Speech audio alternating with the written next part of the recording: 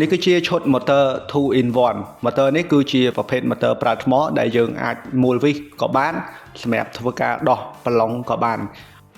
motor នេះគឺមកជាឈុតយើងចង់ដឹងថាមួយឈុតនេះមានអ្វីខ្លះឥឡូវនេះខ្ញុំនឹងធ្វើការបើកប្រអប់ទៅឲ្យអ្នកទាំងអស់គ្នា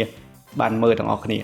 អញ្ចឹងមួយឈុតនេះបន្ទាប់ពីយើងធ្វើការបើកប្រអប់មកនៅក្នុងនេះយើងឃើញមានសៀវភៅណែនាំសម្រាប់ motor នីមួយៗរបស់ Toyota គឺមានសៀវភៅណែនាំទាំងអស់ហើយយើងមកជាមួយនឹងតួ motor ដែលមានរូបរាងការ design ជាមួយនឹងជាប់ស្វិតនៅជុំវិញងាយស្រួលកាន់ធ្វើឲ្យយើងមិនឈឺដៃហើយ motor នេះគឺជា series ថ្មីដែលទើបតែចេញដែរទេ motor នេះមកជាមួយនឹងថ្ម 20V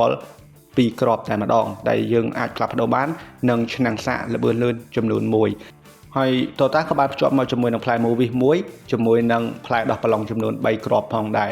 ហើយ motor នេះគឺយើងប្រើថ្មកាន់បានយូរមែនទែនជាមួយនឹងក្បាលប្រឡងដែលមានភាពតាន់មាំដែលមិនងាយធ្វើឲ្យបែកនោះទេ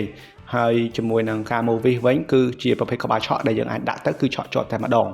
ហើយនិយាយអំពី function នៅខាងមុខនេះវិញនេះគឺជា function ដែលយើងអាចចុចបដូរល្បឿនបានដែលវាមាន3វគ្គឯណោះមាន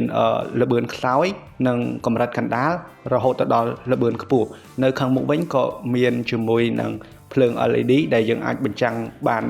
នៅកន្លែងដែលមានភាពងងឹតផងដែរដោយដែលអ្នកទាំងអស់គ្នាបានឃើញអញ្ចឹង motor នេះបដូរពីផ្លែ Movis មកដាក់ផ្លែដោះប្រឡងវិញគឺមានភាពងាយស្រួលហើយ motor នេះប្រើបានគ្រប់ស្ថានភាពការងារតូចធំគឺជាប្រភេទ motor អាជីវកម្មតែម្ដង